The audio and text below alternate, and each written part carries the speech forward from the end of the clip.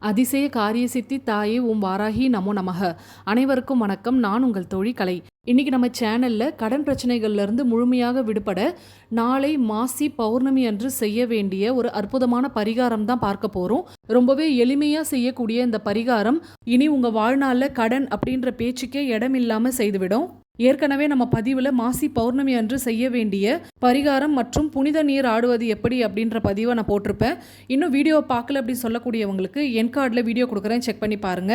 இப்போ இந்த மாசி பௌர்ணமிக்கான பரிகாரம் எந்த நேரத்தில் செய்யணும், எப்படி செய்யணும், இதெல்லாமே நாம் இந்த பதிவில் தொடர்ச்சியாக பார்க்க ஆரம்பிக்கலாம். இந்த பரிகாரம் நாளை மாசி பௌர்ணமிக்கு தொடங்கி தொடர்ந்து 48 நாட்கள் செய்யணும். தொடர்ந்து 48 நாட்கள் அப்படின்னும் பொழுது பெண்களால் கட்டாயம் செய்ய முடியாது. ஏன்னா மாதவிடாய் காலங்கள் வரும். இதனால இந்த பரிகாரம் செய்யறதுல தடை ஏற்படும். அதனால ஆண்கள் செய்யறது உத்தமம். அது மட்டும் இல்லாமல் கடன் பிரச்சனைகளால் ஆண்களுக்கு தான் மன உளைச்சல்கள் அதிகமாக இருக்கும். அவங்களுடைய மனபாரங்கள் குறைய ஆண்கள் செய்தால் இன்னும் சிறப்பாக இருக்கும். இப்போ இந்த பரிகாரத்துக்கு என்னென்ன பொருட்கள் தேவைப்படும் அப்படின்றத சொல்லிடுறேன். இந்த பரிகாரத்துக்கு தினமும் ஒரு செம்பருத்தி இலையும் ₹1 நாணயம் தேவைப்படும். ஒரு நாளைக்கு ஒரு இலை வீதம் 48 நாட்களுக்கு 48 செம்பருத்தி இலைகளும் 48 நாட்களுக்கு ₹1 நாணயங்களை தயார் செய்து வைத்துக்கோங்க. உங்கள் வீட்லேயோ இல்லை உங்கள் வீட்டு பக்கத்துலேயோ செம்பருத்தி செடி இருக்குது அப்படின்னா தினமும் நீங்கள் புதுசாக பறித்து பயன்படுத்தலாம். செடி பக்கத்தில் இல்லை அப்படின்னு சொல்கிறவங்க வெளியே இருந்து எங்கன்னா பறிச்சுட்டு வருவீங்கல்ல, அப்படி நீங்கள் வாரத்துக்கு 7 இல்லை 8 இலைகளோ பறித்து எடுத்துக்கோங்க. அந்த இலைகளை ஃப்ரிட்ஜில் வச்சு தினமும் புது புது இலைகளை எடுத்து இந்த பரிகாரத்துக்கு பயன்படுத்துங்க. ஃப்ரிட்ஜில் வைக்கிறதுனால இந்த 8 நாட்களுமே இலைகள் காய்ந்து போகாமல் நல்லாவே இருக்கும். 8 நாள் கழித்து திரும்பவும் புது இலைகளை பறிச்சுட்டு வந்து இந்த பரிகாரத்துக்கு உபயோகப்படுத்தலாம். 48 நாட்களுக்குமே 48 இலைகளை பறிச்சுட்டு வந்து ஃப்ரிட்ஜில் வச்சிங்க அப்படின்னா அழுவி போகிறதுக்கு சான்சஸ் இருக்குது. ஏன்னா 48 நாட்களுக்கு இலைகள் தாங்குமா அப்படின்றது தெரியாது. அதனால தான் 8 நாட்களுக்கு பறிச்சுக்கோங்க அப்படின்னு சொல்கிறேன். இந்த பரிகாரம் மற்ற நாட்களில் தொடங்கினா வேலை செய்யுமா அப்படின்றது தெரியாது. ஆனால் மாசி பௌர்ணமிக்கு தொடங்கிறது கட்டாயம் இந்த 48 நாட்கள் முடியறதுக்குள்ளேயே உங்கள் கடன் அடைவதற்கான வாய்ப்புகள் ஏற்படும். ஏதாவது ஒரு ரூபத்தில் உங்களுக்கு வர வேண்டிய பணம் உங்கள் கைக்கு வந்து சேரும். நீங்கள் யார்கிட்டனா பணம் கேட்டிருப்பீங்க, அப்படி இல்லைன்னா உங்களுடைய பணத்தை நீங்கள் யாருக்குன்னா கொடுத்துருப்பீங்க, அவங்க உங்ககிட்ட கொடுக்கறதுல டிலே பண்ணுறாங்க அப்படின்னா கண்டிப்பாக உங்களுடைய பணம் உங்களை வந்து சேரும். அவங்களே அவங்க கையால் உங்கள் பணத்தை கொண்டு வந்து கொடுக்குற சூழ்நிலை ஏற்படும். வட்டிக்கடன், நகைக்கடன் இதெல்லாமே அடைவதற்கான வாய்ப்புகள் ஏற்படும். ஏதாவது ஒரு வழியில் உங்களுக்கு பணவரவு ஏற்பட்டு கொண்டே இருக்கும். இது அனுபவபூர்வ உண்மை. இதை நீங்கள் இந்த 48 நாள்லேயே உணர ஆரம்பிப்பீங்க. இப்போ இந்த பரிகாரம் எந்த நேரத்தில் செய்யணும் அப்படின்றத தெரிஞ்சுக்கலாம்.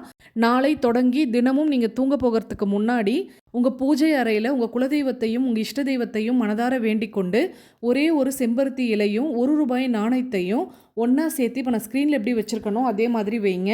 இந்த 48 நாட்களுக்குள் கண்டிப்பாக என் கடன் பிரச்சனைகள் முடிவுக்கு வரும் அப்படின்னு சொல்லிட்டு ₹1 நாணயத்தோடு இந்த செம்பருத்தி இலையை நல்லா மடித்து அப்படியே எடுத்துகிட்டு வந்து நீங்கள் படுக்கக்கூடிய தலகாணிக்கு கீழே வச்சிடணும். ஆண்கள் இந்த பரிகாரம் செய்யும் பட்சத்தில் அவங்க கையாலேயே மடித்து அவங்க படுக்கக்கூடிய தலகாணிக்கு கீழே வச்சிடணும். மறுநாள் எழுந்ததும் அந்த இலையோடு சேர்த்து அந்த ₹1 நாணயத்தை கண்ணாடி பவுல்லையோ அல்லது ஏதாவது ஒரு மண்ணால் ஆன பானையிலையோ வச்சுருங்க. அந்த பவுலை உங்கள் பெட்ரூம்லேயே தென்மேற்கு மூலையில் வைக்கணும். தென்மேற்கு மூலையில் பீரோவை வச்சுருக்கீங்க அப்படின்னா பீரோவுக்கு கீழே வைக்கலாம். அப்படி இல்லைனாலும் பீரோவுக்கு மேலே கூட வைக்கலாம்.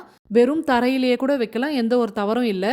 நாளை இரவு தொடங்கி தொடர்ந்து 48 நாட்களுக்கும் இதே மாதிரி செய்யணும். இலைகள் காய செய்யும். நீங்கள் மேலே மேலே வச்சுட்டு வாங்க.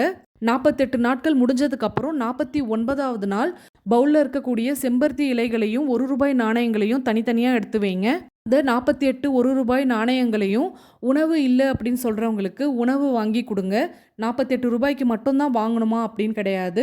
அதுக்கு மேலே உங்களால் எவ்வளோ ரூபாய் போட்டு உணவு வாங்கி கொடுக்க முடியுமோ வாங்கி கொடுக்கலாம். ஒன்றுக்கு மேற்பட்டவருக்கு செய்யணும் அப்படின்னு விருப்பப்பட்டீங்கன்னா தாராளமாக செய்யுங்க. ஆனால் ஒருவருக்கு வயறார ஒரு வேளையாவது உணவு வாங்கி கொடுத்தால் போதும். இந்த 48 செம்பருத்தி இலைகளையும் மிக்சியில் அரைச்சி தலைக்கு தேய்ச்சி குளிச்சிடணும். இந்த மாதிரி செய்யும்பொழுது உங்கள் வீட்டில் தொடர்ந்து பணவரவு ஏற்பட்டு கொண்டே இருப்பதை நீங்கள் கண்கூடாக பார்ப்பீங்க. இந்த மாதிரி ஏழை எளியவர்களுக்கு உணவளிக்கிறதுனால ஜாதகத்தில் எப்பேற்பட்ட தோஷங்கள் இருந்தாலும் நிவர்த்தி ஆகும். முழு நம்பிக்கையோடு இந்த பரிகாரம் செய்ய தொடங்குங்க. கட்டாயம் உங்களுடைய கடன் பிரச்சனைகள்லேருந்து விடுதலை பெறலாம். இந்த மாசி பௌர்ணமிக்கான பரிகாரம் உங்களுக்கு பயனுள்ளதாக இருந்திருக்கும் அப்படின்னு நம்புகிறேன். பயனுள்ளதாக இருந்திருந்தால் ஒரு லைக் பண்ணிவிட்டு அப்படியே உங்கள் ஃப்ரெண்ட்ஸ் அண்ட் ஃபேமிலிக்கும் ஷேர் பண்ணிவிடுங்க. மறக்காமல் சப்ஸ்கிரைப் பண்ணிவிட்டு பக்கத்தில் இருக்க பெல் சிம்பிளை கிளிக் பண்ணிவிட்டு அதில் ஆல்னு கொடுங்க. மீண்டும் அடுத்த பதிவில் சந்திப்போம். அதுவரை நன்றி, வணக்கம்.